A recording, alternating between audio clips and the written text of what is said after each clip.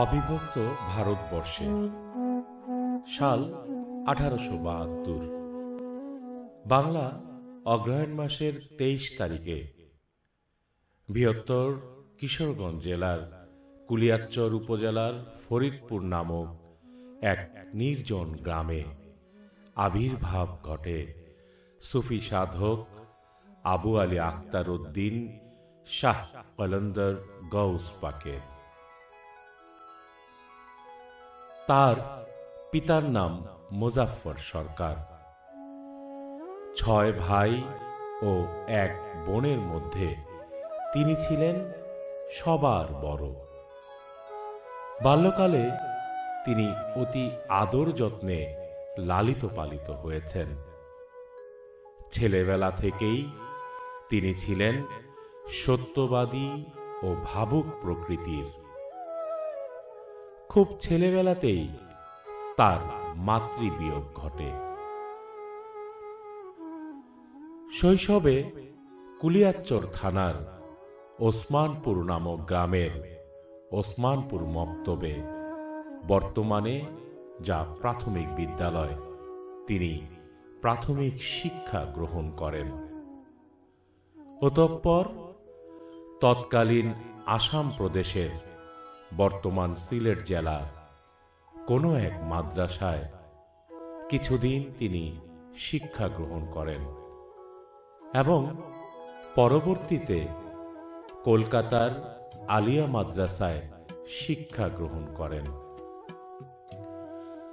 অধিকাংশ সময় তিনি একা থাকতে পছন্দ করতেন।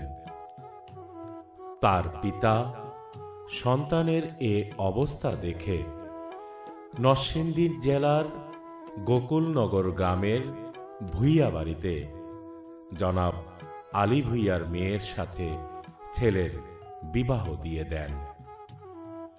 সংসার জীবনে তার 2 মেয়ে ও 1 ছেলে জন্মগ্রহণ করলেও শৈশবেই ছেলে ও 1 মেয়ে পৃথিবী থেকে বিদায় নেন।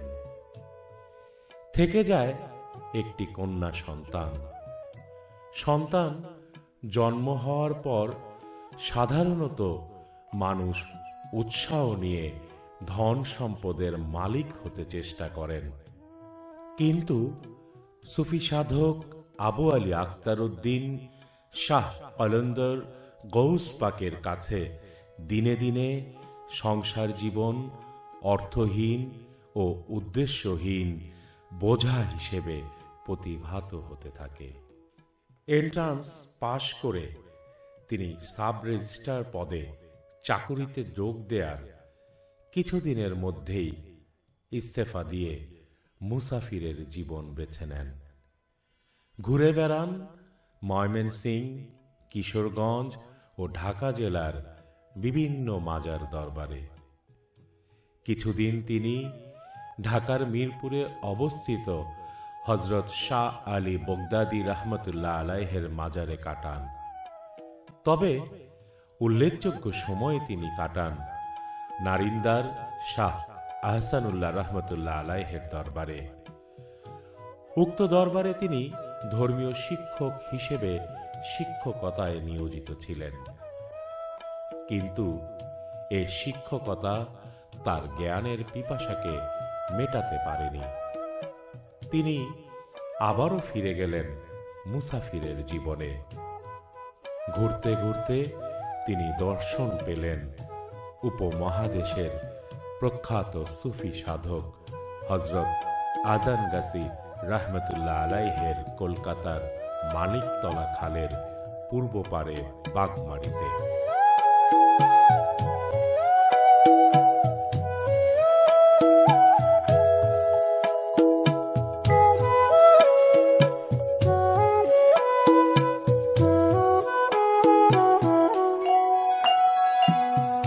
সুফি সাধক হযরত আজান গাছি রহমতুল্লাহ আলাইহি প্রধান 4টি তরিকা সহ সকল তরিকার সমন্বয় সাধনে তৈরি করেছিলেন হাক্কানি।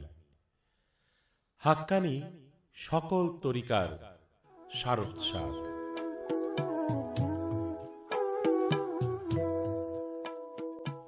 এর দুটি দিক, একটি প্রাতিষ্ঠানিক, অপরটি আধ্যাত্মিক। তিনি তার স্নেহধন্য হযরত আবু আলী আখতার উদ্দিনকে হাক্কানি নিয়ে আসতে বললেন বাংলার বুকে। হযরত আজানগাসি রাহমাতুল্লাহ আলাইহি নিকট হতে প্রাপ্ত হাক্কানি দর্শনকে আঁকড়ে ধরে 1895 সালে তিনি ফিরে আসেন নিজ গ্রামে। গভীরভাবে নিমগ্ন হন সাধনায়।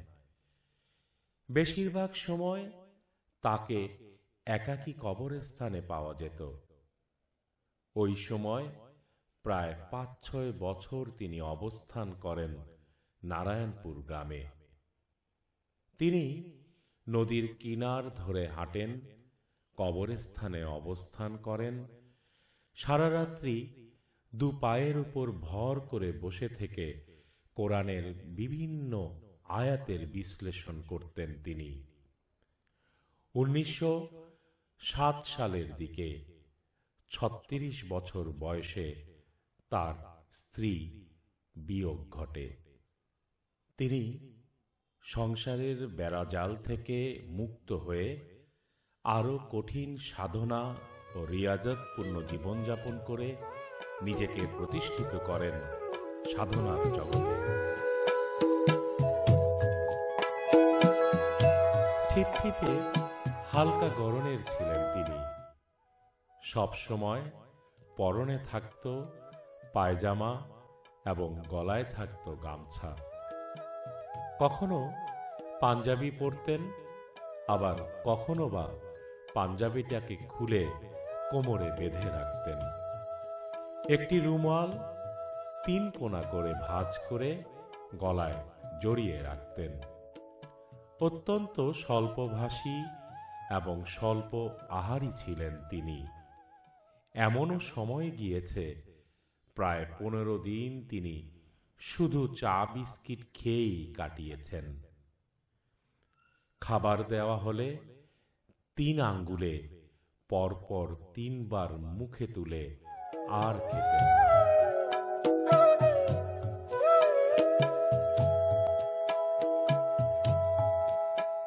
সাধনার এরূপ অবস্থায় দিকে দিকে ছড়িয়ে পড়তে থাকে তার কামিলিয়াতের জৌলুস। নারায়ণপুরে 6 বছর অবস্থানের পর তিনি অবস্থান নেন কিশোরগঞ্জ জেলার কুলিয়াচ্চর থানার কান্দুলিয়া নামক গ্রামে। একটি আম গাছের নিচে কুড়ে ঘরে বাঁশের মাচার উপর ছিল তার অবস্থান। প্রতিদিন হাজারো মানুষের আনাগোনা হতো সেখানে। কান্দুলিয়া গ্রামের নামে তিনি খ্যাত হন কান্দুলিয়ার মৌলবী নামে। কান্দুলিয়া গ্রামে তিনি 12 বছর কাটান। সে সময় লোকের মুখে মুখে একটি কথা ছিল, ফরিদপুর গ্রামের কান্দুলিয়ার মৌলবীর কাছ থেকে কেউ ফেরে না খালি হাতে। সুফি সাধক আবু আলী আখতার উদ্দিন শাহ কালন্দর গৌস পাক প্রতিদিন প্রায় 26 মাইল পথ হাঁটতেন। তার এই হাঁটা হঠাৎ একদিনের প্রয়োজন মেটানোর জন্য ছিল না, বরং এই হাঁটাই ছিল তার জীবন কর্ম, সাধন কর্ম। শীত, গ্রীষ্ম, বর্ষা, হেমন্ত প্রতিটি প্রভাতেই তিনি পায়ে হেঁটে অতিক্রম করতেন 26 মাইল পথ। ফরিদপুর গ্রাম থেকে সরাচ্চর পর্যন্ত তিনি হেঁটেছেন। চলার পথে রাস্তাতে গোবর থাকলে তা পাশে ফেলে দিয়েছেন। ডুমরাকান্দা বাজারে একটি দোকানে বসে চা খেতেন তিনি। অতঃপর সেখান থেকে হেঁটে যেতেন সরাচ্চর। সরাচ্চর পোস্ট অফিসের সামনে একটি কাঁঠাল গাছের নিচে তিনি বসতেন।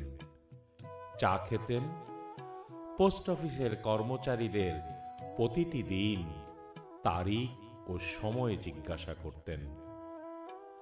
আগত ভক্ত আশেকানদের কথা শুনতেন। তারপর একটা নির্দিষ্ট সময় পর আবার হাঁটতে শুরু করতেন ফরিদপুর গ্রাম অভিমুখে। তার এই হাঁটা পথে তার পেছনে হাঁটত শত শত ভক্তবৃন্দ। এই হাঁটা পথেই ভক্তদের মধ্য থেকে প্রায় 40 জনকে তিনি একান্তে কাছে টেনে নিয়েছিলেন। তাদের মধ্যে অন্যতম সুফি সাধক আনোয়ারুল হক, যাকে তিনি নিজেই ডেকে নিয়েছিলেন। সুফি সাধক শেখ আব্দুল হানিফ বলেন, এই এক ডাকাতেই কি হলো, এক দেখাতে কি হলো? সুফি সাধক আনোয়ারুল হক তো আক্তার ছাড়া আর কিছুই বুঝেন না।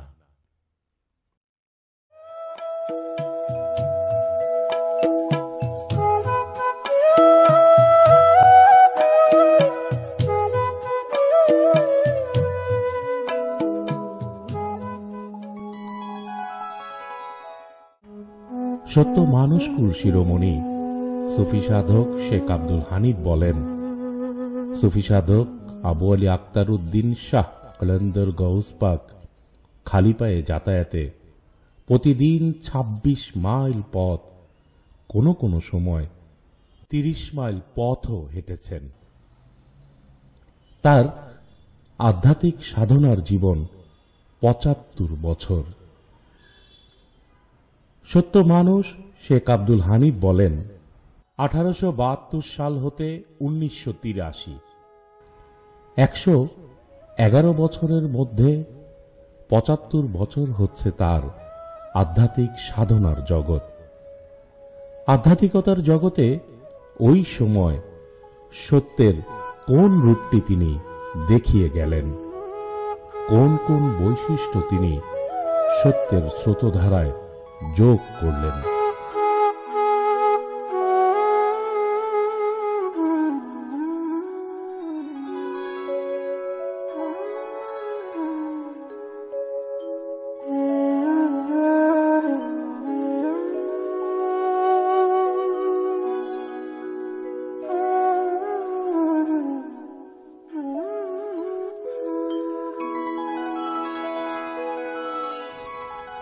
১৯৭১ সালে মুক্তিযুদ্ধ শুরু হওয়ার আগেই সুফি সাধক আবু আলী আক্তার উদ্দিন বলে দিয়েছিলেন যুদ্ধ হবে।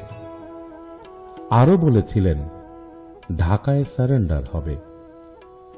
সুফি সাধক আবু আলী আক্তার উদ্দিন যুদ্ধকালীন সময়ে একদিন হেঁটে চলেছেন। হাঁটা পথে ওনার পেছনে হাঁটতে থাকা ভক্তদের উদ্দেশ্যে হঠাৎ বলেন, খবরদার, আমার পেছনে যারা হাঁটছিস, খবরদার, কেউ দৌড়াবি না। আসছিস যখন আমি যেভাবে যাব তোরাও যাবি। চতুর্দিক থেকে গুলি ছোড়া শুরু হল। সুফি সাধক আবু আলী আক্তার উদ্দিন শাহ কলন্দর গৌস পাক গুলির মধ্য দিয়েই হাঁটছেন। কারো গায়ে একটা গুলিও লাগেনি। যেখান থেকে গুলি হচ্ছিল ওই স্টেশনে ওই পাকিস্তানি ক্যাপ্টেন তার দলবল নিয়ে পথের মধ্যেই আক্তার বাবার পায়ের ওপর উপুর হয়ে পড়েছিল সেদিন।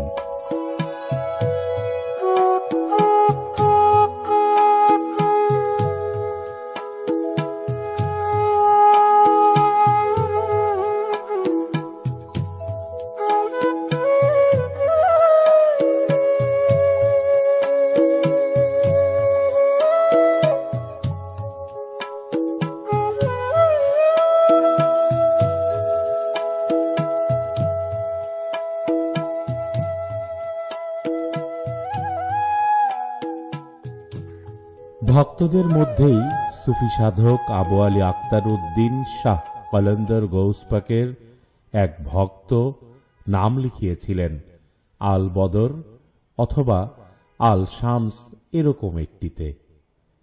সে ভক্ত বেশ ড্রেস পরে একদিন যখন ওনার সাথে দেখা করতে যেতে গিয়েছে, সুফি সাধক আবু আলী আক্তার উদ্দিন আগে থেকেই কয়েকজন ভক্তকে বলে দিয়েছিলেন যেন ওই ভক্ত আসলে তাকে দরবারে ঢুকতে দেওয়া না হয়, যেন রাস্তায় পাঠিয়ে দেওয়া হয়। দেশ স্বাধীন হওয়ার পর ওই লোক ধরা পড়েন। তাকে বস্তার মধ্যে ঢুকিয়ে বেঁধে ফেলে দেওয়া হয়েছিল ভৈরব নদীতে। যে মুহূর্ত থেকে তাকে ধরা হয়েছিল তখন থেকেই তিনি আক্তার বাবার নাম স্মরণ করতে থাকেন, তাকে ডাকতে থাকেন। তাকে বস্তায় ঢুকিয়ে বেঁধে নদীতে ফেলে দেওয়া হচ্ছে, তবুও তিনি আক্তার আক্তার নামের স্মরণ মুহূর্তের জন্য ছাড়েননি। হঠাৎ সকালে উঠে তিনি দেখেন তিনি নদীর পাড়ে পড়ে আছেন। সব লোকজন এসে দেখছে তাকে। সত্য মানুষ শেখ আব্দুল হানিফ বলেন, কে এই ভক্তের বাঁধন খুলে দিল? নদীর গহীন থেকে কে উদ্ধার করল? এর ভিতর আধ্যাত্মিকতার কি আছে? পর্যবেক্ষণ অন্বেষণ না থাকলে কেমন করে হাক্কানে আমি বুঝব?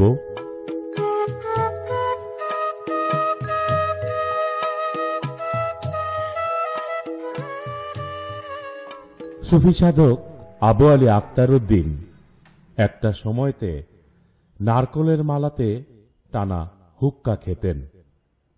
তিনি তার এই হুক্কা একজন ভক্তকে দিয়েছিলেন হেফাজতের জন্য, কিন্তু সে ভক্ত এটির মর্মার্থ না বুঝে সেটি 10 টাকায় বেচে খেয়েছিলেন।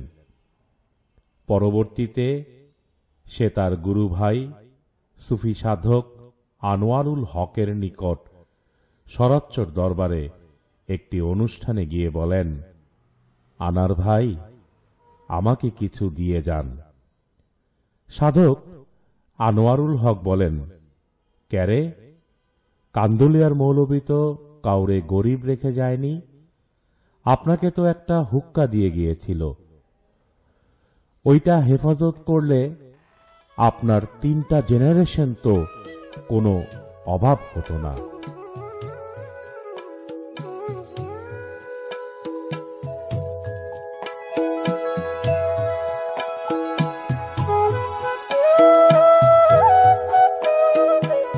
পথিমধ্যে ডেকে নেয়া আনার মিয়া সুফি সাধক আবু আলী আক্তার উদ্দিন তাকে আদর করে ডাকেন ভাটির ছেঁড়া, কখনো বা ভাটির বেটা। ভাটির ছেঁড়া তো কান্দুলিয়ার মৌলবী আক্তার ছাড়া কিছুই বুঝেন না, সর্বক্ষণ তার সঙ্গে লেগেই থাকেন। আর সুফি সাধক আবু আলী আক্তার উদ্দিন শাহ কলন্দর গৌসপাকও তাকে বিভিন্ন ঘাত প্রতিঘাত পরীক্ষার মধ্যে ফেলে কাছে টেনে নেন। হাজারো ভক্ত আশেকানের ভিড়ে ভাটির ছেঁড়া আর কান্দুলিয়ার মৌলবীর ভিন্ন এক সম্পর্ক। এ সম্পর্ক আর কারোর সঙ্গে কিছুর সঙ্গেই যেন মেলে না।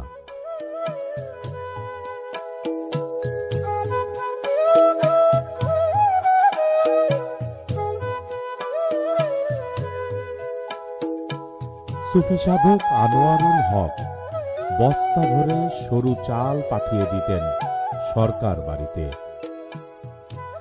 ভিতর বাড়ি থেকে রান্না হয়ে খাবার আসত কান্দুলিয়ার হুজুরের জন্য।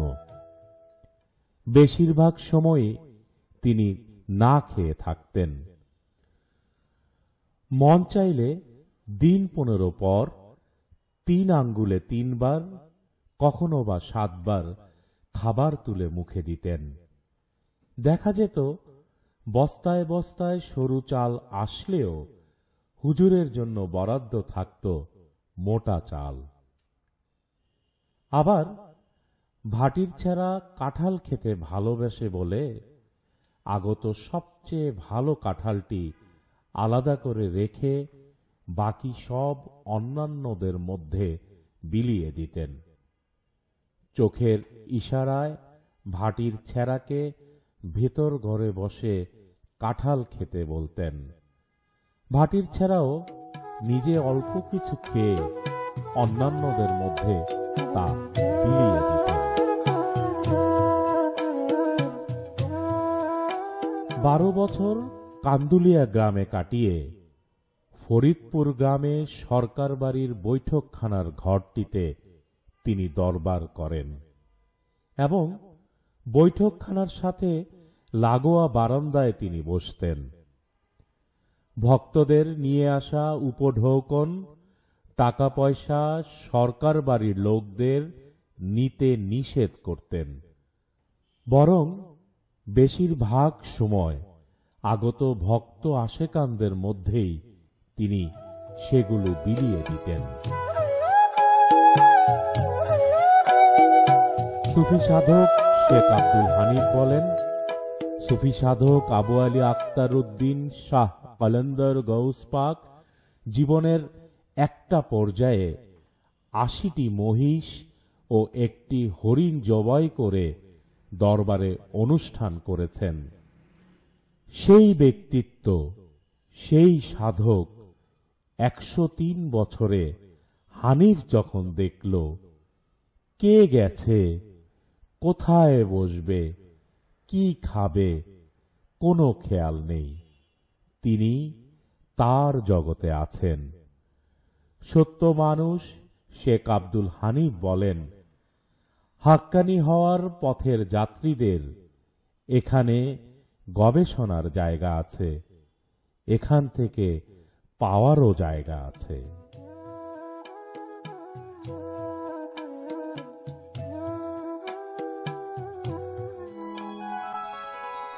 ফরিদপুর গ্রাম হতে শরৎচর বাজার। সারাদিন ঘুরে সন্ধ্যার আগে যখন সুফি সাধক আবু আলী আক্তার উদ্দিন শাহ কলন্দর গৌস পাক ফরিদপুর গ্রামের সরকার বাড়িতে পৌঁছাতেন, তখন আরম্ভ হতো আর এক মহোৎসব।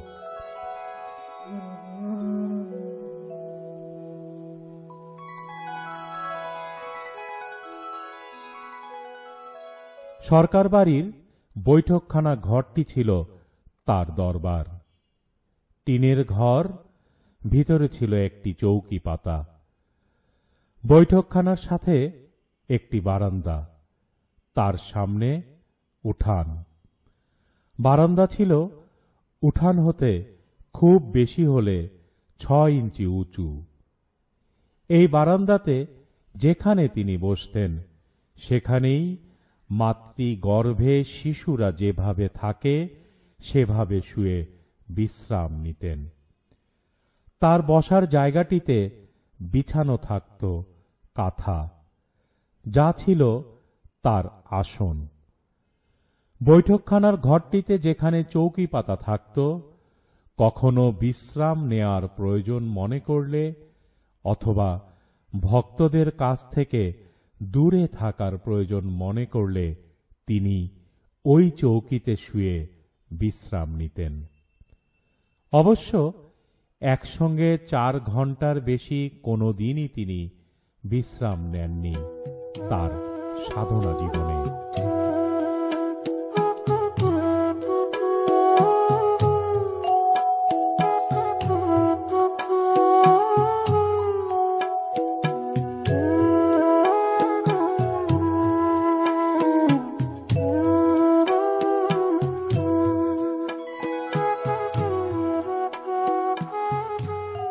বারান্দার কাঁথা বিছানো আসনটির সামনের উঠোনে 2টি ইট একত্রে পাতা থাকত। প্রতিদিন সন্ধ্যার আগে কাদামাটি মাখা পা দুটো নিয়ে তিনি উঠানে রাখা ওই দুটি ইটের ওপর দাঁড়াতেন। ভক্তরা তার পায়ে পানি ঢালা আরম্ভ করত। এই চরণামৃত ভক্ত এবং মুকসুদিরা হুড়োহুড়ি করে পান করত, কেউ বা গায়ে মাখত, যার যার নিয়ত করে। অপার মহিমা এই যে বেশিরভাগ মুকসুদির সৎ নিয়তগুলো পূরণ হতো। প্রত্যক্ষদর্শী ছাড়া অনুধাবন করা কঠিন যে সূর্যাস্তের সময় এ দরবারে প্রতিদিন কি দৃশ্যের অবতারণা হতো।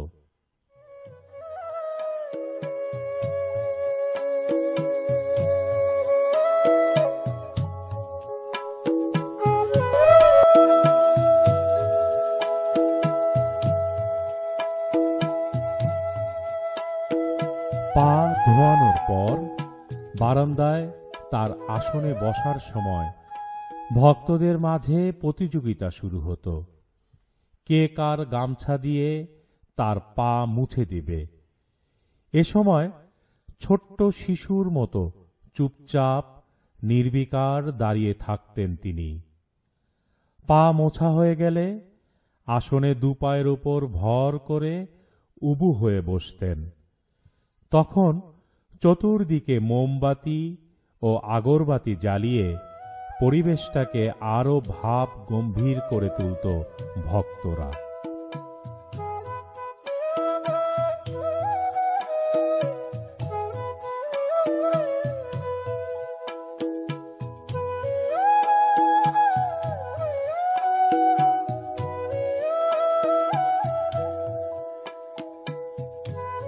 ভক্তরা সবাই উঠানে বসে পড়ত। অতঃপর আরম্ভ হতো তাত্ত্বিক আলোচনা। বেশিরভাগ সময় তিনি নিজের মনেই কথা বলে যেতেন।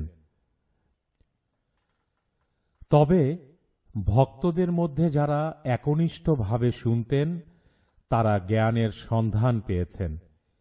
তিনি যতক্ষণ ইশারা বা ইঙ্গিত না দিতেন ভক্তরা ওভাবেই বসে থাকত। আগত ভক্ত আশেকানদের সাথে তার কথোপকথন ছিল সীমিত। দু একটি কথা ছাড়া ভক্তদের সাথে তার তেমন কথা হতো না।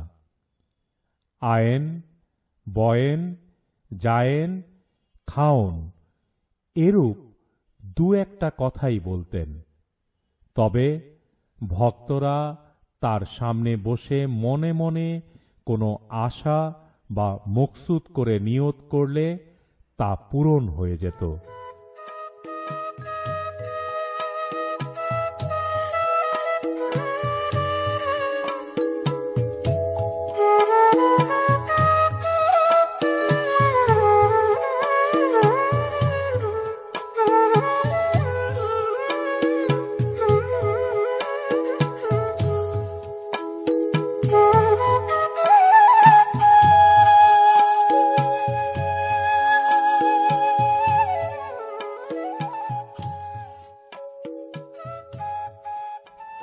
সাধনার একটি পর্যায়ে তিনি জ্ঞান জগতের অসীমতায় এতটাই নিমগ্ন ছিলেন যে জ্ঞানহীন জগতে অনর্থক বাক্য ব্যয়ের অপচয় থেকে নিজেকে রক্ষা করাও ছিল তার বিধান।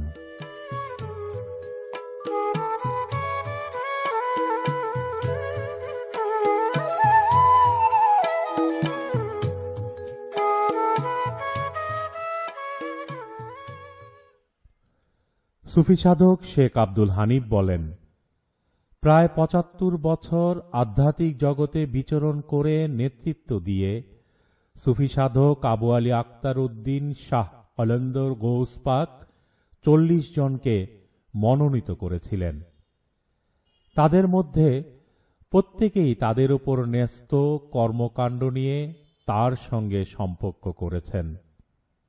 সেখানে কোনো মিথ্যাচার ছিল না, ছিল না কোনো লোক দেখানো ছলনা, ছিল কেবল ব্যাকুলতা আর টান।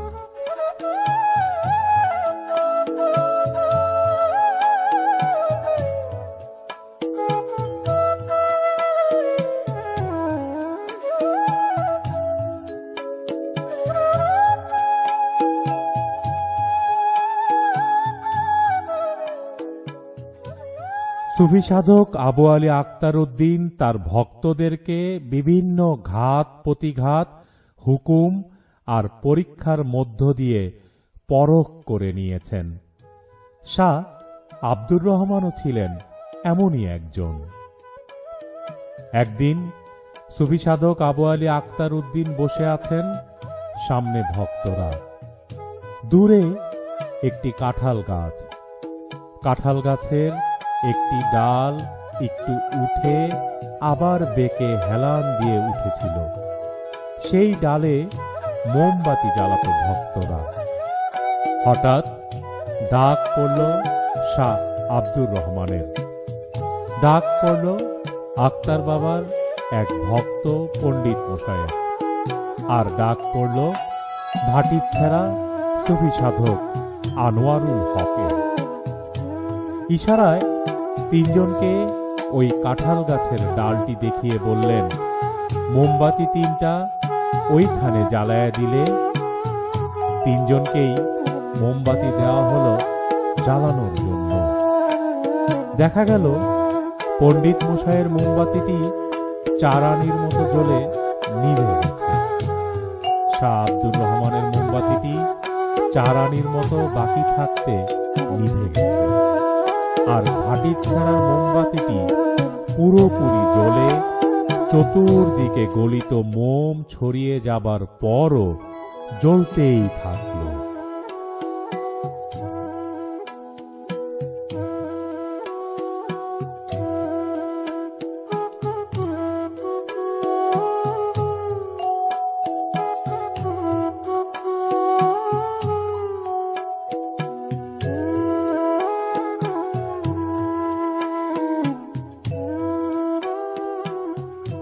সুফি সাধক আবু আলী আক্তার উদ্দিন পণ্ডিত মশাইকে তার নিজ বাড়িতে পাঠিয়ে দিলেন এবং বললেন সংসার করতে। তখন পণ্ডিত মশাইয়ের বয়স ছিল ৪৪ বছর। যেহেতু উনাকে সংসার করতে বলেছেন, উনি বাড়ি ফিরে বিয়ে করে সুন্দর সংসার করেছেন, বাড়ি করেছেন, ছেলে নাতিপুতি নিয়ে থেকেছেন। শাহ আব্দুর রহমানকে সুফি সাধক আবু আলী আক্তার উদ্দিন তার সাথে রেখে দিয়েছিলেন। শাহ আব্দুর রহমানের বাড়িও কিশোরগঞ্জে। তিনি গ্রাজুয়েশন করার পর তার বাবা ঠিক করেছিল ছেলেকে দিয়ে ব্যবসা করাবেন। ডুমরাকান্দা বাজারে তিনি ছেলের জন্য দুটি দোকান দিয়েছিল। তার বাবা ভাবল, দোকানে বসানোর আগে ছেলেকে নিয়ে একটু হুজুরের আশীর্বাদ নিয়ে আসি। বাবা আর ছেলে আব্দুর রহমান আসলো কান্দুলিয়ার হুজুরের নিকট। সুফি সাধক আবু আলী আক্তার উদ্দিন বাবা ছেলের সব কথা শুনে বাবাকে বাড়ি ফিরে যেতে বললেন আর ছেলেকে বললেন থাক। বাবাকে বলে দিলেন তার ছেলে বৃহস্পতিবার যাবে। বাবা তো নিশ্চিন্ত মনে চলে গেলেন এবং ভাবল কিছুদিন পরেই তো ছেলে চলে আসবে। দিন যায়, বছর যায়, কোন বছরের কোন সময় কোন বৃহস্পতিবারে শাহ আব্দুর রহমান বাড়ি যাবে এটা তো তিনি তার বাবাকে বলেননি।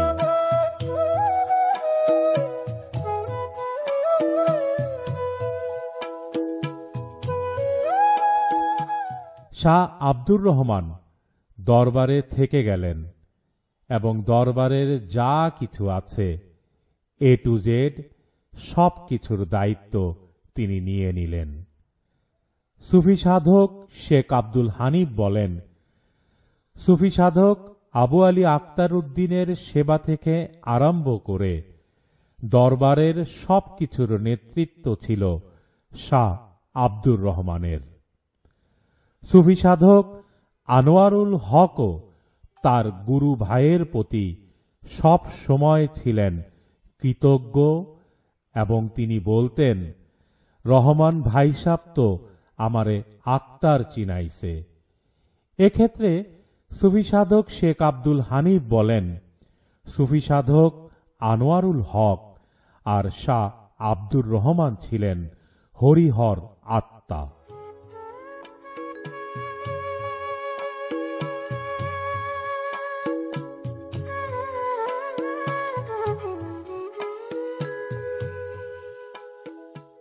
একদিন শাহ আব্দুর রহমান সুফি সাধক আবু আলী আখতারউদ্দিনের নিকট আবেদন করেছিলেন, হুজুর, আমাকে যখন আটকেই ফেললেন, আমার একটি আরজি আছে।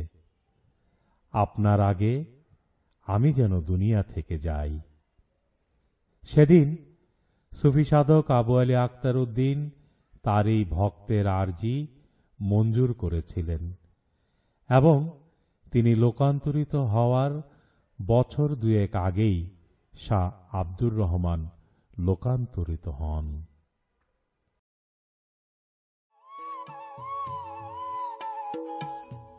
সুফি সাধক আবু আলী আখতারউদ্দিন 108 বছর বয়সেও হেঁটেই ডিউটি করতেন। শেষ 3টি বছর 109, 110, 111 সবার অনুরোধে রিকশায় ডিউটি করেন। তার ব্যবহৃত রিকশার একটি বর্তমানে ফরিদপুর শরীফে এবং অপরটি সরারচরে রাখা আছে। প্রতিদিন সকালে তিনি রিকশায় উঠে বসতেন। ইশারা দিলে রিকশা টেনে নিয়ে যেত, আর পেছনে পেছনে শত শত মানুষ হেঁটে চলত।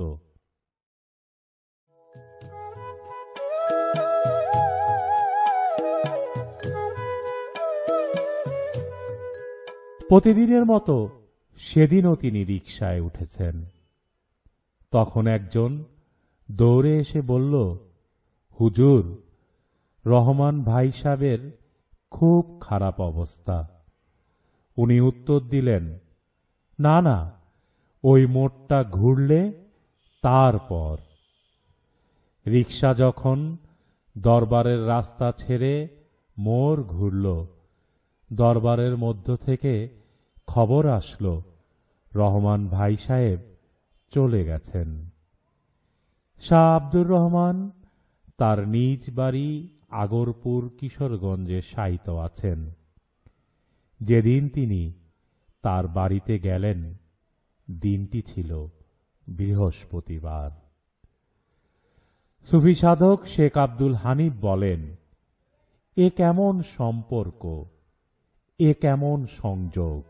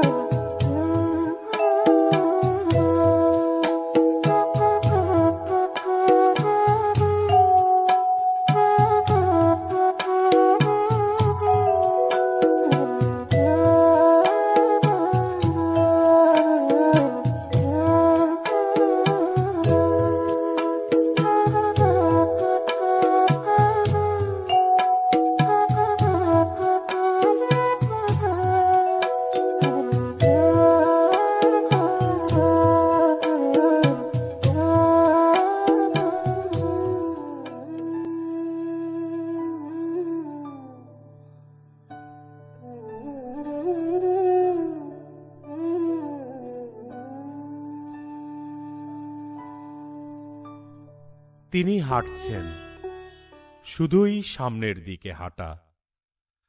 হাঁটতে হাঁটতে আর নিজের সাথে আপন মনে কথা বলতে বলতে এগিয়ে চলেছেন শতাব্দীর পুরুষ সুফি সাধক আবু আলী আক্তার উদ্দিন শাহ কলন্দর গৌস পাক।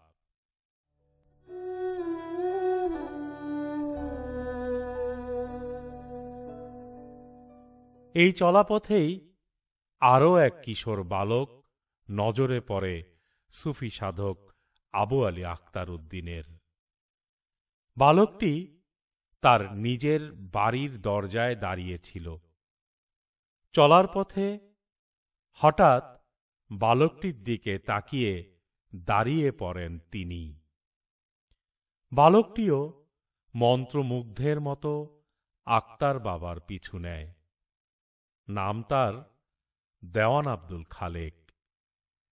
দেওয়ান আব্দুল খালেক বলেন, কান্দুলিয়ার মৌলবীর লগে আমার বিনা তারে যোগ।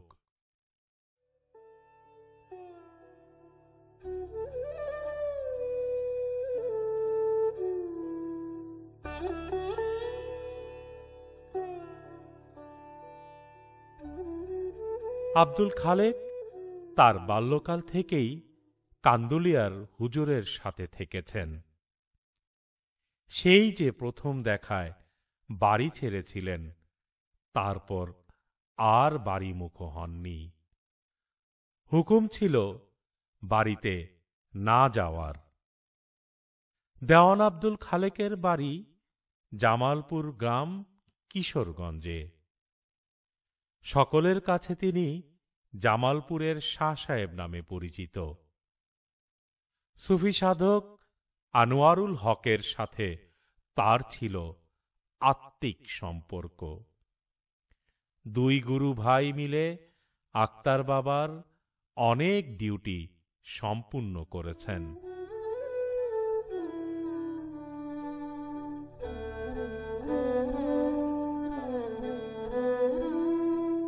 সুফি সাধক আবু আলী আক্তার উদ্দিন এক পর্যায়ে দেওয়ান আব্দুল খালেককে নির্দেশনা দিলেন ধর্মঘর যাওয়ার। সিলেটের হবিগঞ্জে ধর্মঘর বাজার, প্রত্যন্ত এক অঞ্চল। কেউ নেই, কোনো পরিচিতি নেই। হুজুরের হুকুমে দেওয়ান আব্দুল খালেক ধর্মঘর বাজারে এসে পৌঁছান। পথের মধ্যেই বসে থাকেন দিনের পর দিন। থাকার জায়গা নেই, খাওয়ার কিছু নেই। সময়ের পরিক্রমায় ধীরে ধীরে ধর্মঘর বাজারে গড়ে ওঠে তার আস্তানা। লোকে লোকারণ্য হয়ে ওঠে ধর্মঘর। দিকে দিকে ছড়িয়ে পড়ে আক্তার বাবার নাম।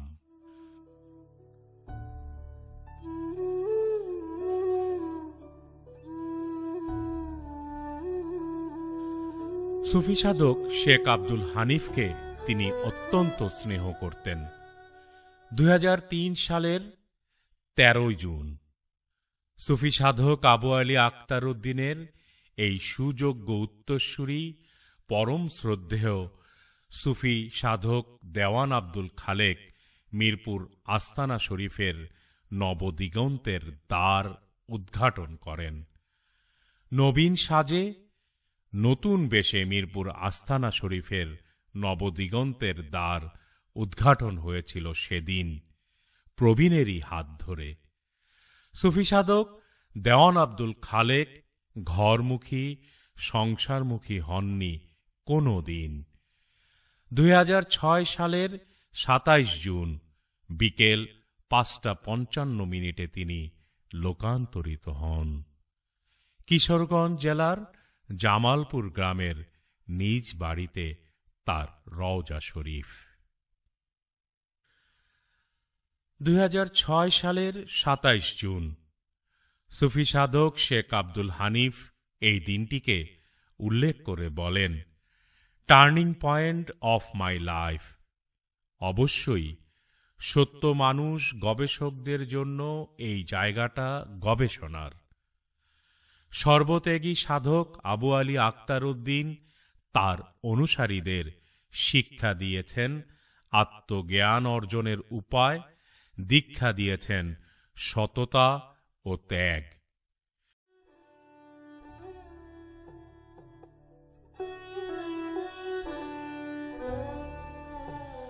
সাধক আবু আলী আক্তার উদ্দিনের এক মেয়ে তার ওফাতের 2 বছর আগে পৃথিবী থেকে বিদায় নেন। সুফি সাধক শেখ আব্দুল হানিফ বলেন, তিনি পৃথিবী থেকে চলে যাওয়ার আগে তার সন্তানদেরকে, ওয়াইফকে দুনিয়া থেকে সরিয়ে নিলেন। তিনি তো রাখতে পারতেন, কেন তাদেরকে পাঠালেন? কেন? হাক্কানি ধারাতে এখানে গবেষণা আছে।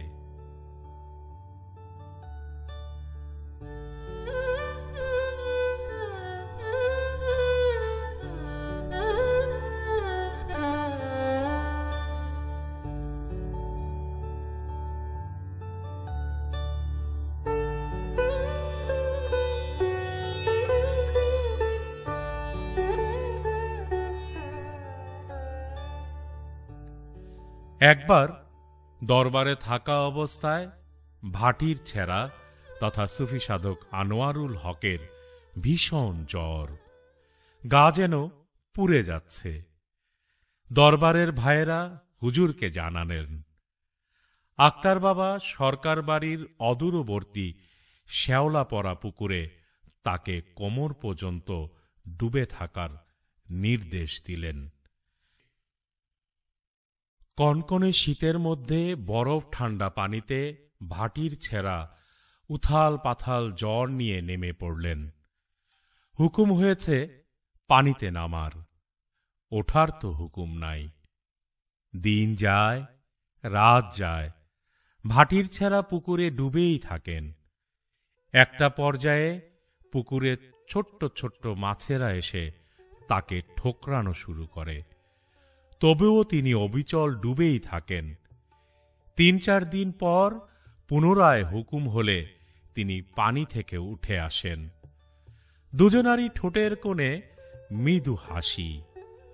সুফি সাধক শেখ আব্দুল হানিফ বলেন, আনোয়ারুল হক তো আবু আলী আক্তার উদ্দিনের ভিতরে ঢুকে আছেন। কেমন ভাবে তাদের মধ্যে যোগ হয়, কেমন ভাবে দুজনায় এক হয়ে যায়, এ কেমন আকর্ষণ!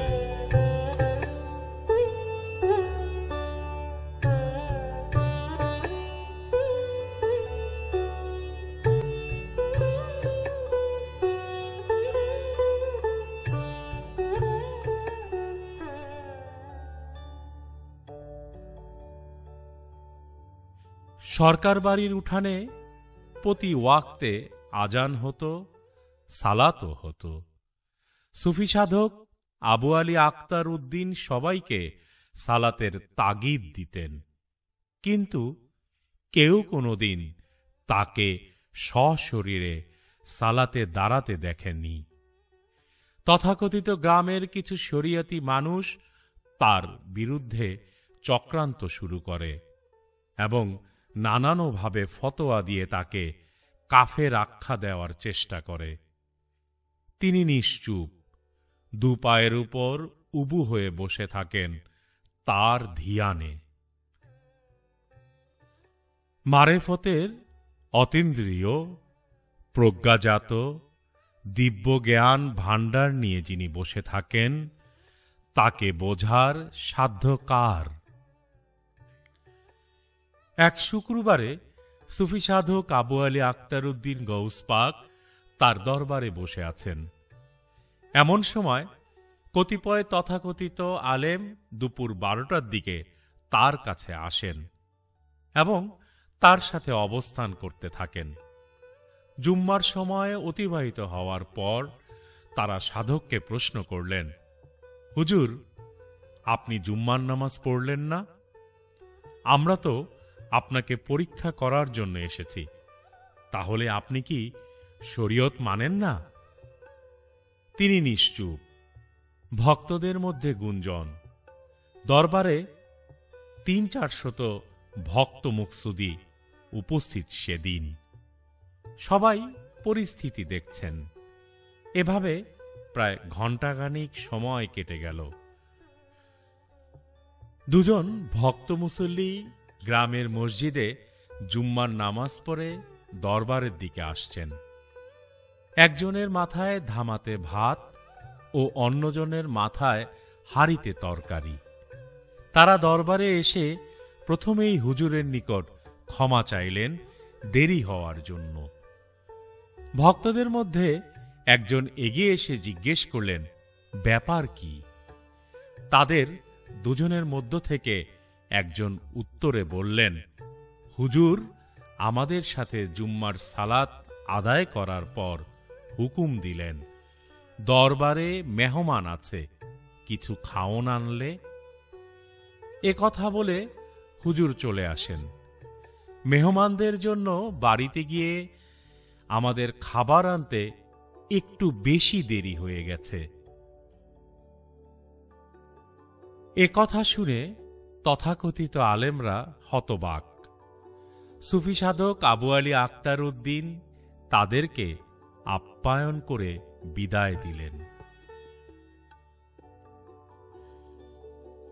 তারপরও সরারচর যাওয়ার পথে বহুবার তাকে নানানভাবে বাধা দেওয়ার চেষ্টা করা হয়েছে, কিন্তু তারা বারংবার ব্যর্থই হয়েছে।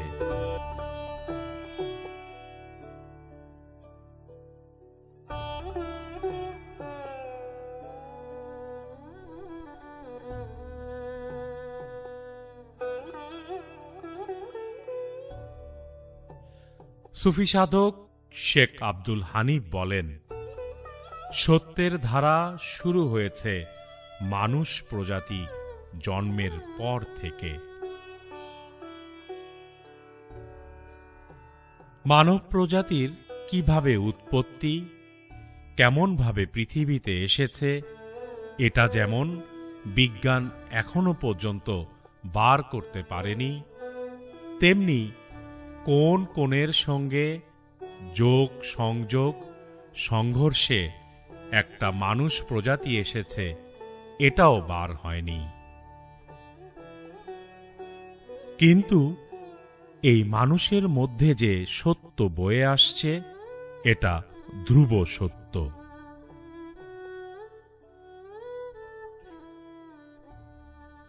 একজন সুফিকে যতভাবেই গবেষণা করা হোক, ভাষাগতভাবে পরিবেশগতভাবে, সেখানে শুধুমাত্র পাওয়া যায় একটা সত্য মানুষ। সুফিজম মানেই হল সত্য মানুষ তত্ত্ব, সত্য মানুষ জীবনাচার।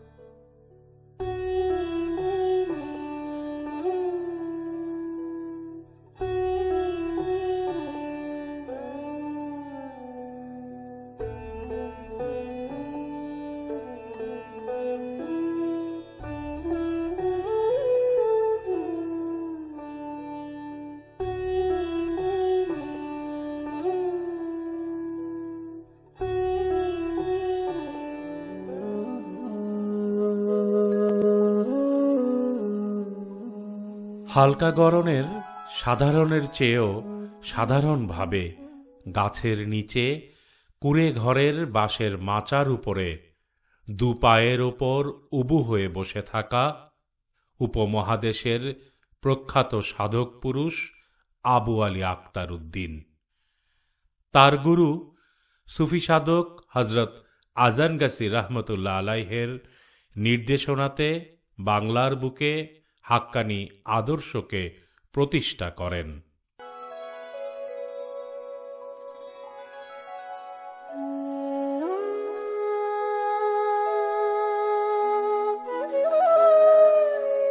সাধনার ৭৫ বছর জীবনে প্রতিদিন ২৬ মাইল হাঁটা পথে তিনি অসংখ্য নুড়ি তুলেছেন, আর সে নুড়িগুলো তার সংস্পর্শে হয়েছে নূর।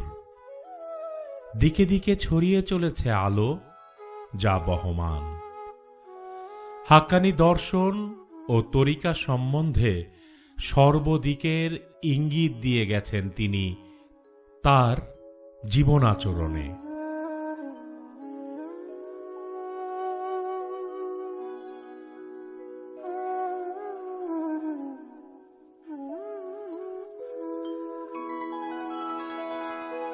আবার মুকসুদীদের জন্য তার কৃপা আর রহমতের দ্বার সর্বসময় উন্মুক্ত। একবার এক মুকসুদী ক্যান্সারে ভুগছিলেন। নানান ডাক্তার, বৈদ্য, ইন্ডিয়া, বাংলাদেশ সব জায়গায় দেখানোর পর তিনি সন্ধান পেলেন কান্দুলিয়ার মৌলবীর। ডাক্তার তাকে বলেছিল সহজপাচ্য খাবার খেতে। চর্বি ও ঝাল জাতীয় খাবার ছিল তার জন্য বিষ। কান্দুলিয়ার মৌলবীর কাছে আসার পর হুজুর তাকে বললেন, কাঁচামরিচ চিনুন, 1 পোয়া করে কাঁচামরিচ চিবায়া খায়েন 7 দিন, এরপরে এসে আমার সঙ্গে দেখা করবেন। 1 পোয়া কাঁচামরিচ চিবিয়ে খাওয়া মুখের কথা নয়, কিন্তু সেই মুকসুদী খেয়েছিলেন এবং সুস্থও হয়েছিলেন। অসহায়ের সহায় সুফি সাধক আবু আলী আক্তার উদ্দিন।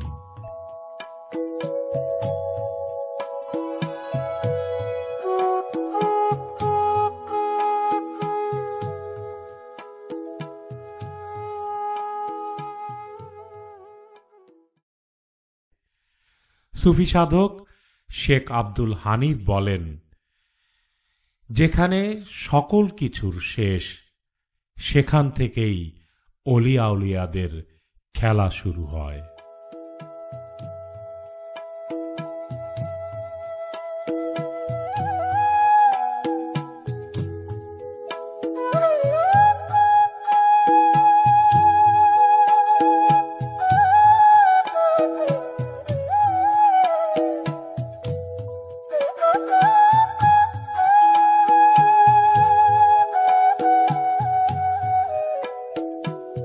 ধর্ম মানবতার জন্য, ব্যক্তি কিংবা গোষ্ঠী স্বার্থের জন্য নয়, এই মন্ত্রের দীক্ষা দিয়েছেন তিনি তার অনুসারীদের।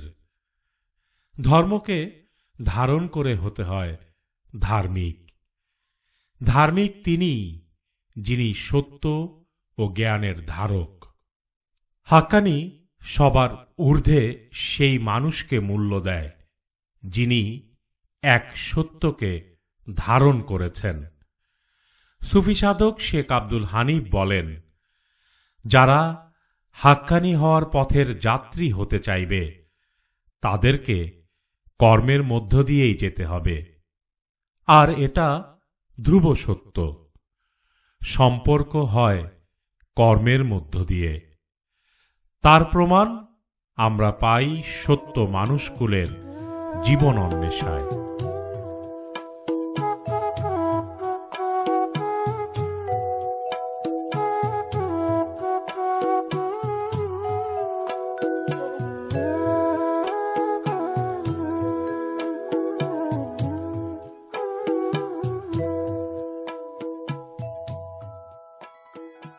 সুফি সাধক শেখ আব্দুল হানিফ বলেন, সুফি সাধক আবু আলী আক্তার উদ্দিনকে আমি একবার দেখেছি। 1975 সালের কথা। সুফি সাধক শেখ আব্দুল হানিফের সাথে সুফি সাধক আনোয়ারুল হকের তখন নানা ভাই সম্পর্ক। সুফি সাধক আনোয়ারুল হক 22 জন সফর সঙ্গী নিয়ে কাফেলা যাত্রা করেন ঢাকার ধানমন্ডি থেকে ফরিদপুর শরীফ। সত্য মানুষ শেখ আব্দুল হানিফ বলেন, 24 ঘন্টা কেমনভাবে মুর্শিদের মধ্যে ডুবে থাকেন, ডুবে থাকতে হয়, এটা উপলব্ধি করার সুযোগ সুফি সাধক আনোয়ারুল হক আমাকে করে দিয়েছেন। যখনই তাকাই নিশ্চুপ অপলক চেয়ে থাকা, সে সুযোগটা তিনিই করে দিয়েছেন।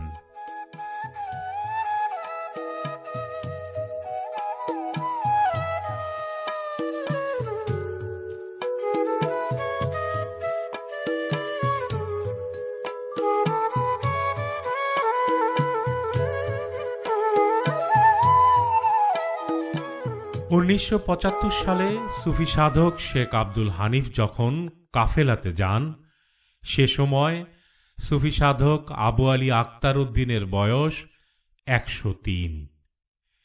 তখনও তিনি হেঁটেই অতিক্রম করেন 26 মাইল পথ। শীত, গ্রীষ্ম, বর্ষা, হেমন্ত প্রতিটি প্রভাতেই তিনি হাঁটতে শুরু করেন। সারাদিন ঘুরে সন্ধ্যায় ফিরে আসেন ফরিদপুর গ্রামে। দিবারাত্রির সন্ধিক্ষণে জ্বলে ওঠে মঙ্গল প্রদীপ। আগরবাতির সুঘ্রাণ চারদিকে ছড়িয়ে পড়ে। শুরু হয় তাত্ত্বিক আলোচনা। এমনই এক পরিবেশে কাফেলার দিনগুলোতে সুফি সাধক আনোয়ারুল হকের চোখের ইশারায় সুফি সাধক শেখ আব্দুল হানিফ সুফি সাধক আবু আলী আক্তার উদ্দিনের পাশে গিয়ে বসলেন। নিজের গামছা দিয়ে তার পা মুছিয়ে দিলেন। সুফি সাধক আবু আলী আক্তার উদ্দিন চৌকিতে বসে আপন মনে কথা বলতে থাকেন। সত্য মানুষ হানিফ তার খুব সন্নিকটে বসেছিলেন বলে শুনতে পান তার সে কথা। সে রাতে সাধক আক্তার উদ্দিন সূরা ফাতিহার নিগুড় জ্ঞান তত্ত্বই বিশ্লেষণ করেছিলেন, যা খুব কাছ থেকে শোনার সৌভাগ্য অর্জন করেছিলেন সুফি সাধক শেখ আব্দুল হানিফ।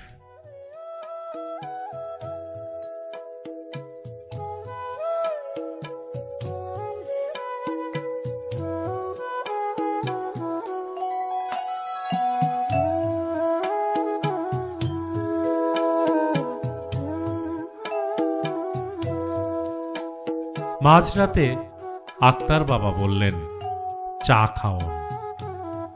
তাকে চা দেওয়া হলে সেখান থেকে নিজে অর্ধেক খেয়ে ওই একই কাপে সত্য মানুষ শেখ আব্দুল হানিফকে বাকি অর্ধেক চা খাওয়ার জন্য ইশারা করলেন।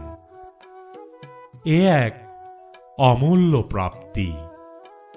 চা শেষ হলে সুফি সাধক আবু আলী আক্তার উদ্দিন সত্য মানুষ শেখ আব্দুল হানিফের দিকে তাকিয়ে স্নেহের স্বরে ডেকে ওঠেন, দয়াল বলে। সুফি সাধক শেখ আব্দুল হানিফ বলেন, এই প্রথম দেখা।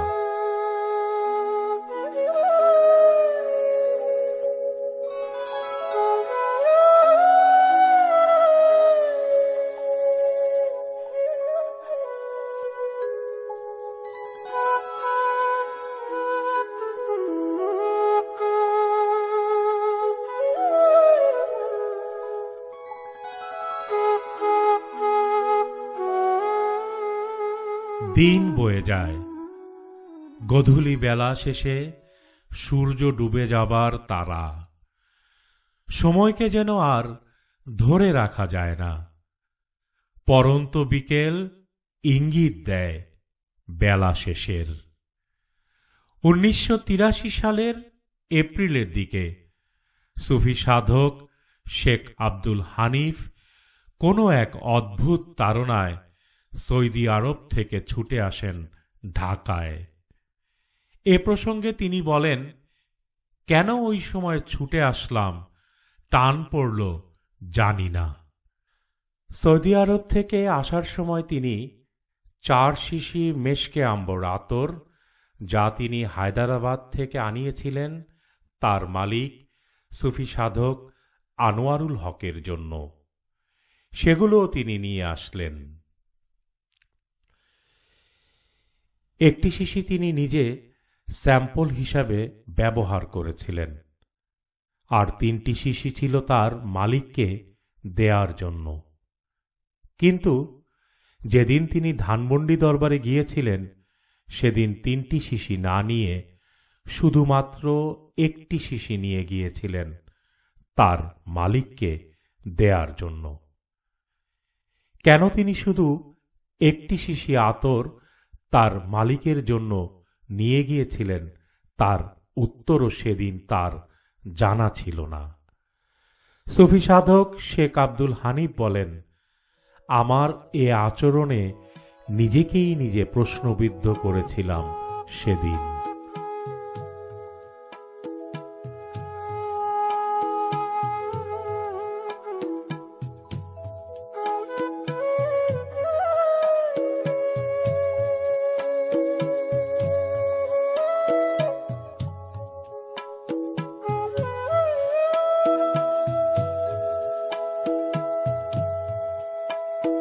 প্রতি বছর 6 জ্যৈষ্ঠ ছাতিরচরে অনুষ্ঠান হতো।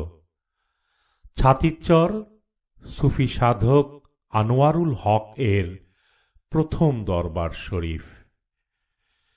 তার মালিকের নির্দেশনাতে 4 থেকে 6 জ্যৈষ্ঠ সেখানে অনুষ্ঠান হতো।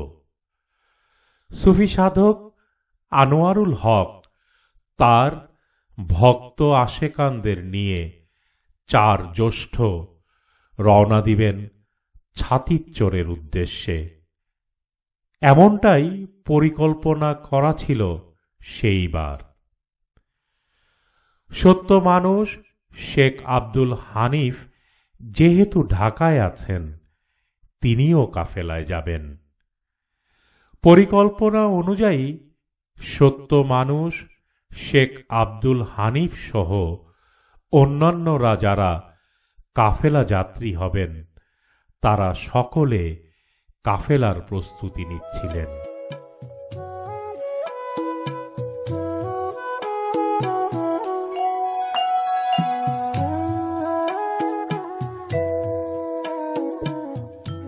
সুফি সাধক আনোয়ারুল হক ধানমন্ডি দরবারেই ছিলেন। মাঝরাতে হঠাৎ উদ্ভ্রান্তের মতো বললেন, এখনই আমাকে যেতে হবে। দরবারে উপস্থিত যারা তারা তো অবাক। তিনি বের হয়ে গেলেন। কোথায় যাবেন, কিভাবে যাবেন, কে সঙ্গে যাবে, কোনো কিচ্ছুরই না, কারো সঙ্গেও না। দরবারে কিছু না বলেই তিনি বের হয়ে গেলেন। যাবার সময় পথে মোহাম্মদপুরে তার অত্যন্ত স্নেহের এক ভক্ত আখতারুজ্জামান বাবুলদের বাসার সামনে এসে শুধু বলে গিয়েছিলেন, তারে বইলেন যেন চলে আসে।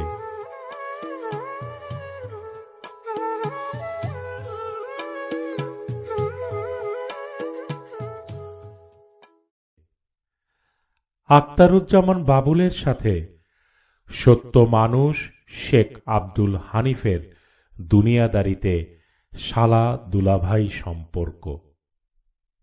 সুফি সাধক আনোয়ারুল হকের কথায় তিনি বুঝতে পেরেছিলেন যে এ কথাটা তার দুলাভাইকে জানানোর জন্য তিনি বলেছেন। কিন্তু তখন প্রায় গভীর রাত ছিল, আর সে সময় যোগাযোগেরও তেমন কোনো সুব্যবস্থা না থাকায় আখতারুজ্জামান বাবুল খবরটি সত্য মানুষ শেখ আব্দুল হানিফের কাছে যথাসময়ে পৌঁছাতে পারেননি। সুফি সাধক শেখ আব্দুল হানিফ বলেন, খবরটা আমার পর্যন্ত পৌঁছাতে দেরি হয়ে গেল।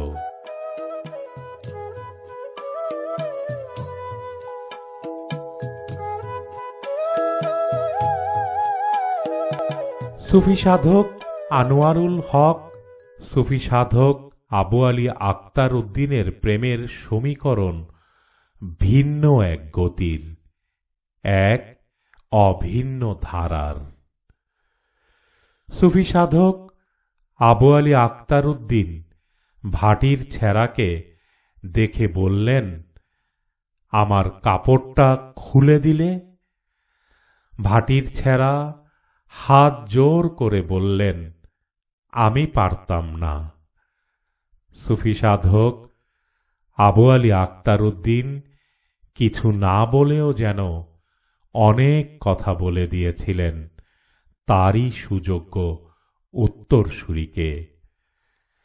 ধানমন্ডি দরবার থেকে উদ্ভ্রান্তের মতো ছুটে আসা সুফি সাধক আনোয়ারুল হক সেদিন তার মালিকের সাথে দেখা করে তারই অনুমতি নিয়ে অবস্থান করলেন ফরিদপুরের অদূরবর্তী কোথাও। সেদিন দুজনার মধ্যে কোন সত্যের আত্মপ্রকাশ ঘটেছিল তা কেউই জানতে পারল না।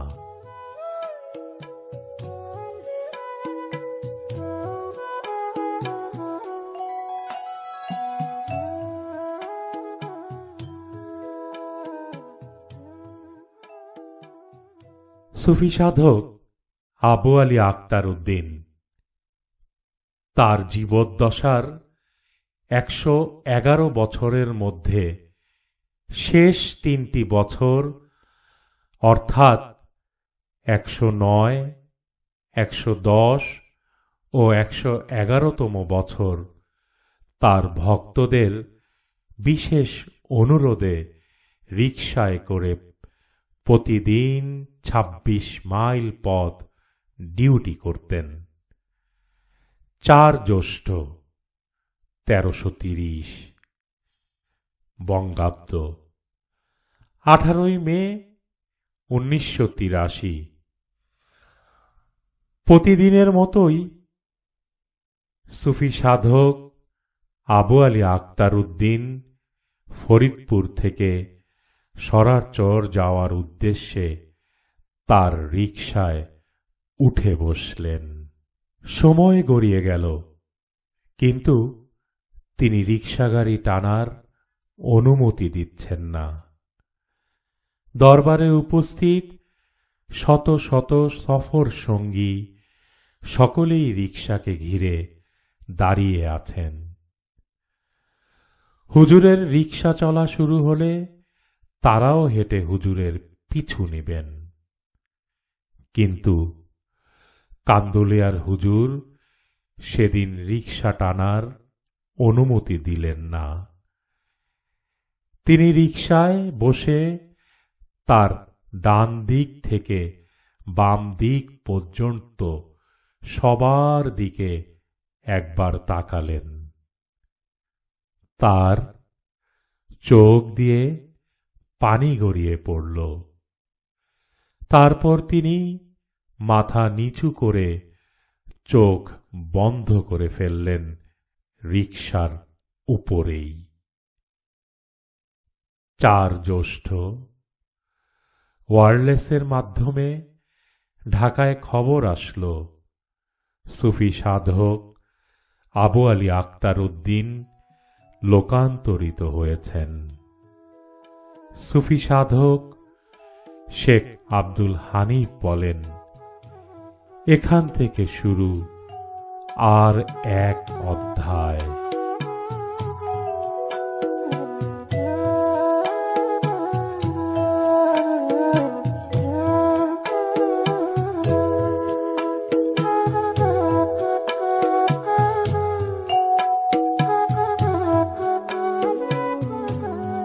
সুফি সাধক আনোয়ারুল হক সুফি সাধক আবু আলী আক্তার উদ্দিনের প্রেমের সমীকরণ ভিন্ন এক গতির, এক অভিন্ন ধারার।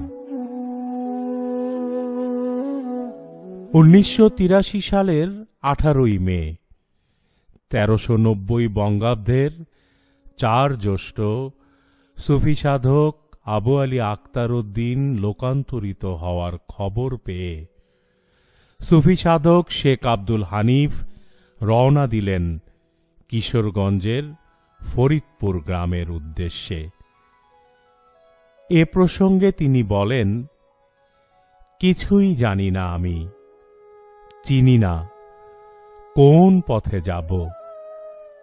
নরসিংদী পর্যন্ত যাওয়া যাবে জানি, তারপর ওখান থেকে একটা পথ করতেই হবে। নরসিংদীর বাসে ওঠার পর সুফি সাধক আনোয়ারুল হকের আরেকজন ভক্ত শাহ মোখলেসুর রহমানের সাথে তার দেখা হল। শাহ মোখলেসুর রহমানকে সুফি সাধক আনোয়ারুল হক হাইকোর্টে পোস্টিং দিয়েছিলেন। সত্য মানুষ শেখ আব্দুল হানিফ যাবার সময় কি মনে করে আগরবাতি ও সৌদি আরব থেকে আনা ওই দুটো মেশকে আম্বরের আতরের শিশি এবং একটি সাবান সাথে নিয়েছিলেন।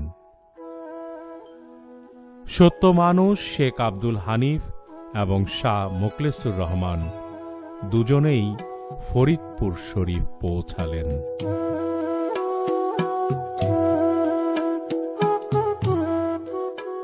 ফরিদপুর পৌঁছানোর পর সত্য মানুষ শেখ আব্দুল হানিফ তার মালিককে খুঁজছেন। তিনি বলেন, আমার চিন্তার মধ্যে ঘুরছে, আহা, যিনি সব সময় আক্তার আক্তার করে, আজ যখন দেখবে আক্তার নাই, কি যে পাগলের মতো অবস্থা হবে। আমি তো একটু আমার মালিকের পাশে দাঁড়িয়ে থাকতে পারবো, একটু সেফগার্ড হয়ে। এসবই ছিল ভ্রান্ত চিন্তা।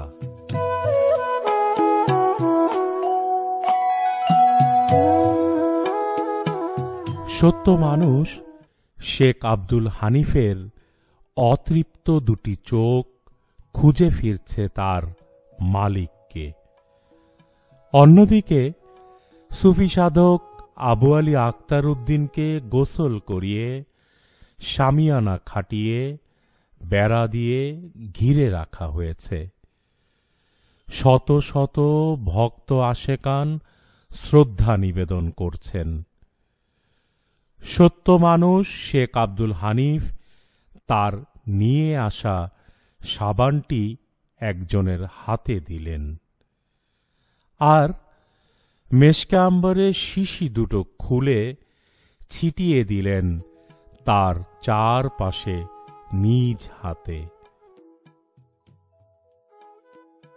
সুফি সাধক আবু আলী আক্তার উদ্দিনকে নবসাজে সজ্জিত করে সব কিছু প্রস্তুত, তাকে জানাজাতে নিয়ে যাওয়ার জন্য। সে সময় দূর থেকে কালো গগস পরা শুভ্র বসনে সুফি সাধক আনোয়ারুল হক এগিয়ে আসলেন।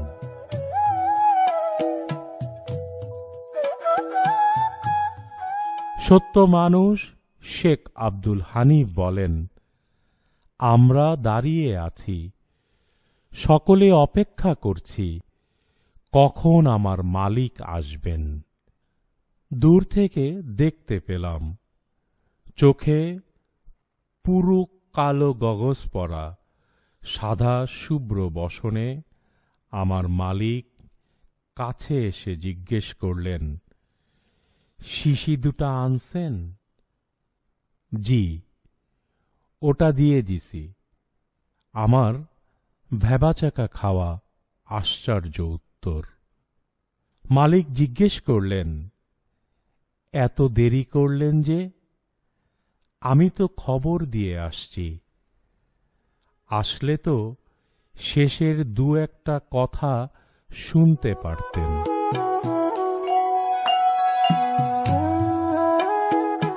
আগে থেকেই ঠিক করা ছিল ডান দিকের স্কুল মাঠে জানাজা হবে। জানাজাতে নেবার আগে ভক্তকুলের আবেগ আপ্লুত আকুতির মাঝে সুফি সাধক আনোয়ারুল হক এক আগুন চিৎকার দিলেন। গোটা পরিবেশ প্রকৃতি এ চিৎকারে বুঝে গেল, এখন থেকে যা হবে সব ভাটির ছেঁড়ার নির্দেশনাতেই।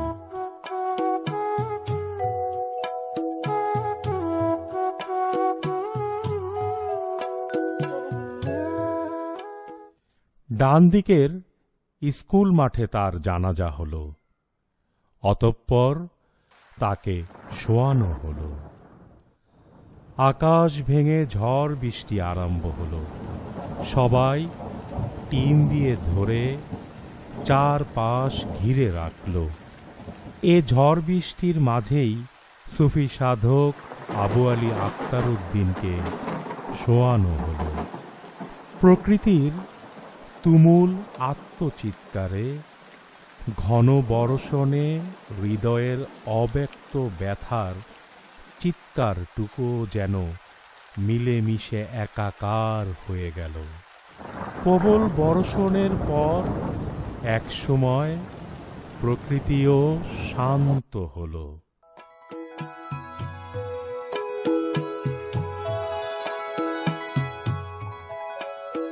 সত্য মানুষ শেখ আব্দুল হানিফ বলেন, এগুলো ঘটনা নয়, এগুলো প্রত্যেকটি উপলব্ধির। কি, কখন, কেন, কোন সময় ঘটে, কি কি সংযোগ ঘটে, কে করে, এটা গবেষণার, উপলব্ধির। পর্যবেক্ষণ করার ব্যাকুলতা না আসলে হাক্কানির স্বাদ পাওয়া যাবে না।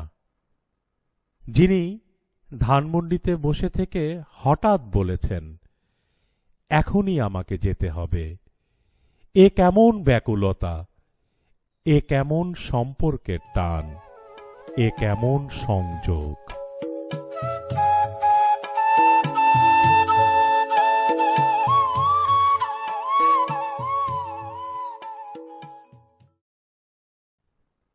(1988 সালের বন্যার সময় ফরিদপুর শরীফের চতুর্দিকে পানি। সুফি সাধক আবু আলী আক্তার উদ্দিনের রওজা শরীফের পাশে দুহাত দূরে চতুর্দিকে পানি। সে সময় ওখানকার কমিটির লোকেরা ভাবল, তাহলে তো নিশ্চয়ই ভেতরে পানি আছে। তারা সিদ্ধান্ত নিল, তারা কবরটা পুনরায় খুলে একটা চৌকিতে উঁচু করে ওনাকে শোয়াবেন। কমিটির লোকজন এরূপ সিদ্ধান্ত নিয়ে গেলেন ধানমন্ডি দরবারে আনার ভাইয়ের কাছে।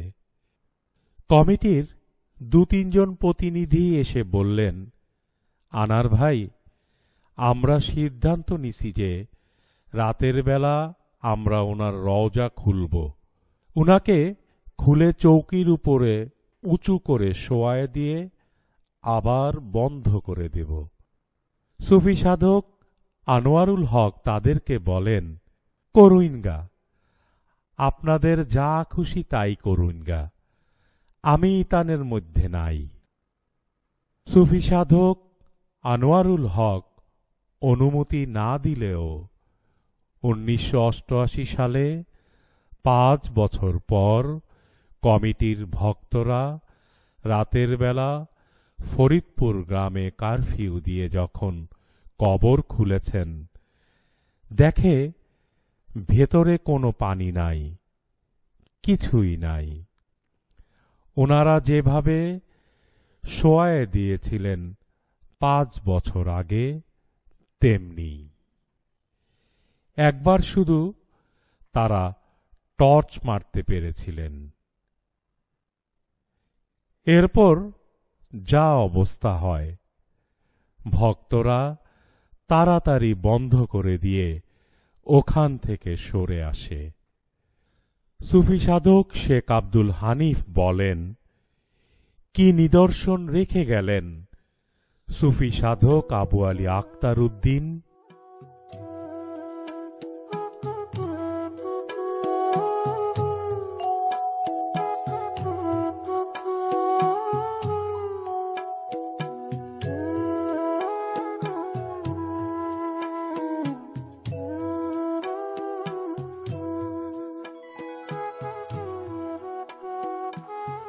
আজকে আমরা যে ফরিদপুর মাজার শরীফে যাই, এর সম্পূর্ণ রূপকার, চিত্রকার ও কর্মকার জ্যোতির্ময় সাধক পুরুষ আনোয়ারুল হক।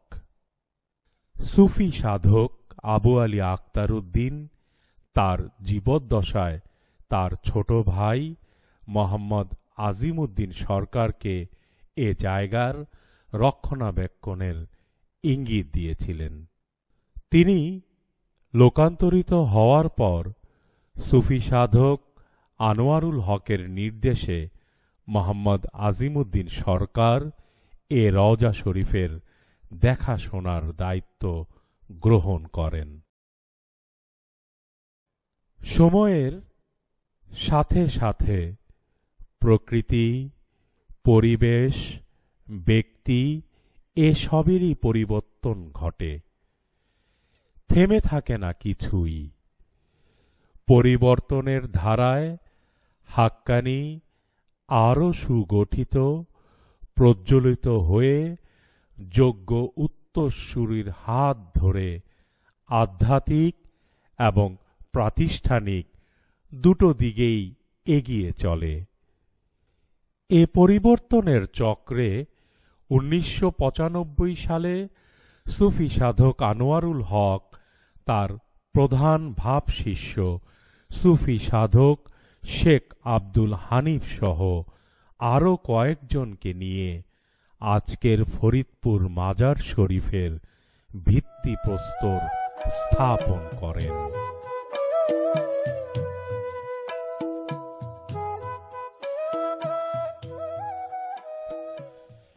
দীর্ঘ 12টি বছর এ রওজা শরীফ বিনির্মাণের কাজ চলে। প্রথম 2 বছর মাজারের সার্বিক অবকাঠামো তৈরি হয় সুফি সাধক আনোয়ারুল হকের নেতৃত্বে। এর মাঝে মোহাম্মদ আজিম উদ্দিন সরকার লোকান্তরিত হলে তার একমাত্র ছেলে মোহাম্মদ নজরুল ইসলাম কাজীকে সুফি সাধক আনোয়ারুল হক ফরিদপুর মাজার শরীফের মোতওয়াল্লির দায়িত্বপ্রাপ্ত করেন। বর্তমানে মোহাম্মদ নজরুল ইসলাম কাজী ফরিদপুর মাজার শরীফের দায়িত্বপ্রাপ্ত মোতওয়াল্লি অর্থাৎ তত্ত্বাবধায়ক।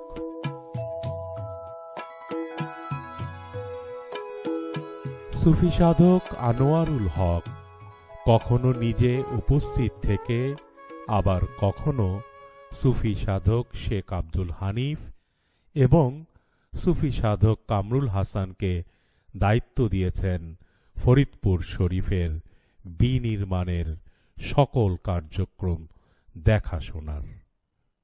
সুফি সাধক আনোয়ারুল হক 1985 সালে শরৎচরে যেখানে সুফি সাধক আবু আলী আখতার উদ্দিন 26 মাইল পথ হেঁটে গিয়ে বসতেন, সেখানে আনুষ্ঠানিকভাবে সুফি সাধক আবু আলী আখতার উদ্দিনের আস্তানা শরীফের শুভ উদ্বোধন করেন এবং সুফি সাধক কামরুল হাসানকে শাহ খিলাফতে অভিষিক্ত করে শরৎচর আস্তানা শরীফের তত্ত্বাবধায়ক হিসাবে দায়িত্ব প্রদান করেন।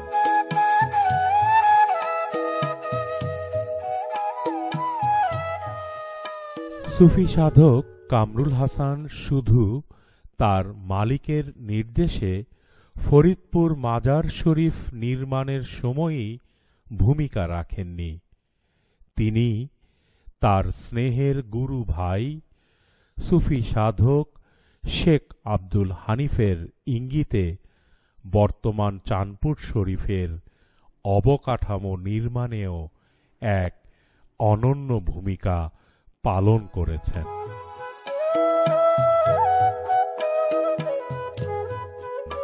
সুফি সাধক শেখ আব্দুল হানিফ বলেন, আবু আলী আখতার উদ্দিন আনোয়ারুল হক সম্পর্কটা আমি দেখতে দেখতে দেখতে এখনো চলছি, আর এ সম্পর্কটা কেমন হয় এটার কোনো কনক্লুশন দেওয়ার মতো ক্ষমতা আমার নেই।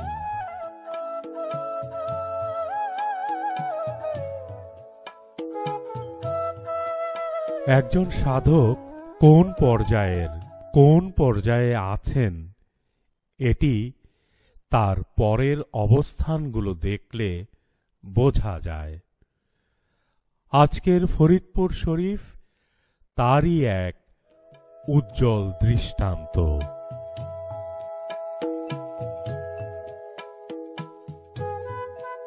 সত্য মানুষ শেখ আব্দুল হানিফ বলেন, তুমি মুখে আধ্যাত্মিকতা করো না, তুমি শুধু দুনিয়াদারি নিয়ে পড়ে থেকো না। তোমার চারপাশে সত্যের বহু নিদর্শন রয়েছে, ডুবতে থাকো, সম্পর্ক করতে করতে বিলীন হয়ে যাও। দেখো কোন কোন জায়গায়, কোন কোন ক্ষেত্রে, কোন কোন আঙ্গিকে তুমি বিলীন হতে পারো। তবে না তাকালে তুমি বুঝতে পারবে কে আসছে। হাক্কানি ঘুরছে, হাক্কানি ঘটাচ্ছে, হাক্কানিতে ঘটছে, কেমন ভাবে, কোথায়, কখন তারে ধরতে হয়।